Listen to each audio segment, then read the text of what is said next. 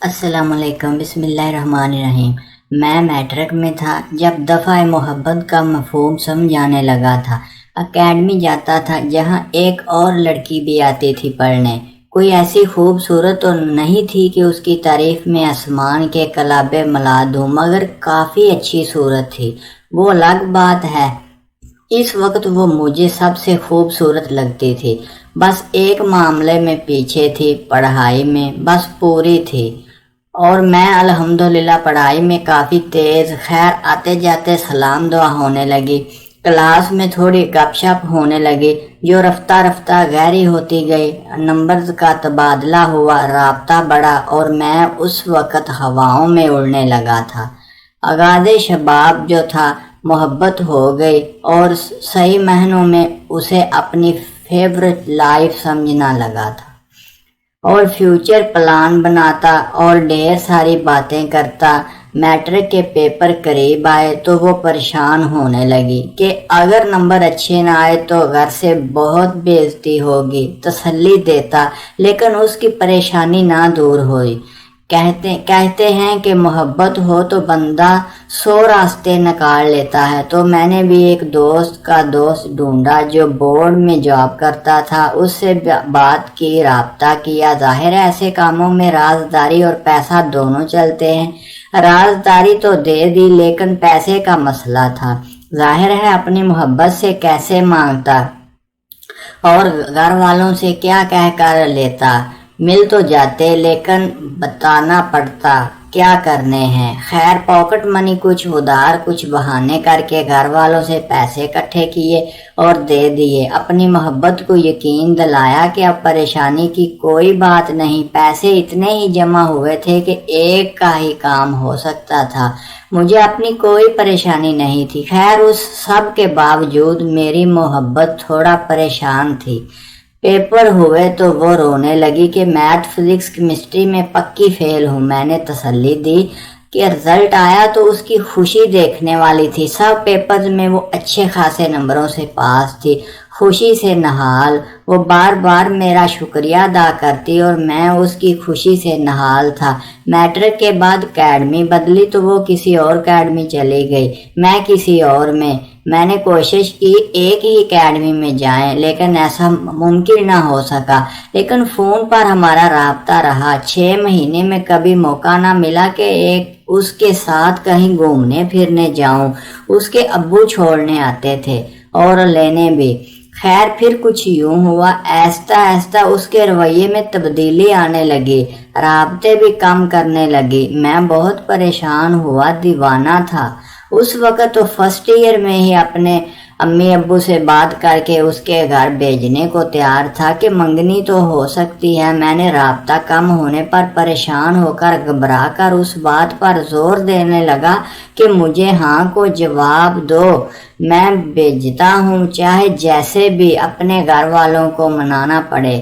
ایک دن اس بات پر اچھی خاصی تلخی ہو گئی، ایک تو اس کی نا اور دوسرا بہت کم رابطہ کرنے پر بات بڑھ گئی۔ تو اس نے کہا، صاف صاف کہتی ہوں، ہمارے ہاں برادری سے باہر شادی نہیں ہوتی، اور نہ میرے امی ابو کبھی مانیں گے۔ یہ سن کر تو میرے ہوش اڑ گئے، خوب چیخا چلایا تو اتنے عرصے سے اتنا آگے کیوں بڑھنے کا کہنے لگی۔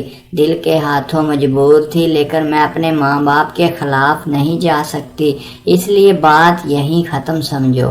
اس لیے آج سے رابطہ بھی ختم۔ وہ دن جتنا ڈپریشن میں گزرا نہیں بھول سکتا۔ اس کا نمبر آف ہو گیا، فیس بک آئی ڈی بھی بند، واٹس ایپ بھی۔ میں پاگلوں کی طرح کبھی یہاں میسج کرتا، کبھی وہاں، لیکن سب کوششیں بے سود۔ اس کے بعد خیر ایک عرصہ ڈپریشن میں گزرا۔ صاف اور سیدھی بات ہے، میں اس معاملے میں صاف فیئر اور سنسیئر ضرور تھا اور خلوص سے اسے اپنا ماننا تھا، لیکن کوئی उसे अपना बनाना था, लेकिन कोई मजनू या फरियाद नहीं था जो उसका रोग लगाकर बैठ जाता। रफ्ता रफ्ता वक़्त ने सब्र दे दिया और मैं अपनी रूटीन में मसरूफ़ हो गया। फर्स्ट ईयर गुजर गया। ये सेकंड ईयर के इम्तिहान से 1 महीना पहले की बात है। एक नए नंबर से बड़ी दुखी और काफ़ी लंबी शायरी का एक मैसेज आया। मैंने पूछा कौन? जवाब में उसने अपना नाम लिखकर भेजा। मैंने पूछा क्यों किया राब्ता? जवाब आया आ रही थी खैर जवाब याद आ रही थी। खैर उसके बाद उसकी वजाहतें शुरू हो गईं कि इतना अरसे बाद भी तुम्हें नहीं भूले। इस वक्त मुझ में घर वालों से बात करने का हौसला नहीं था, लेकिन अब मैं घर वालों से बात करूंगी, तुम्हारी खातर लड़ूंगी वगैरह वगैरह। खैर कुछ दिन बातचीत चलती रही और फिर एक दिन वो बहुत परेशान होकर कहने लगी, तुम्हारे बाद बहुत परेशान रही हूँ, पढ़ाई में बहुत पीछे चली गई हूँ। फर्स्ट ईयर में भी एक सहेली है, घर वालों से फर्स्ट ईयर में भी एक सपली है, घर वालों से बहुत बेइज्जती हुई। अब अगर रिजल्ट अच्छा ना आया तो घर वाले आगे नहीं पढ़ने देंगे। कहने लगी बस अब तुमसे ही उम्मीद है। मैंने कहा मेरे होते हुए तुम्हें कोई टेंशन हो मैं सब हैंडल कर लूँगा जैसे मैट्रिक में किया था। ये सुनकर बहुत खुश हुई और फ़ोन पर भरपूर अपनी मोहब्बत का इजहार किए। पेपर नज़दीक आए तो मैंने उसे बताया कि मेरी बात हो चुकी है, तुम बेफिक्र रहो, सब पेपरों में अच्छे मार्क्स आएंगे, चाहे खाली शीट जमा करवा कर आ जाना।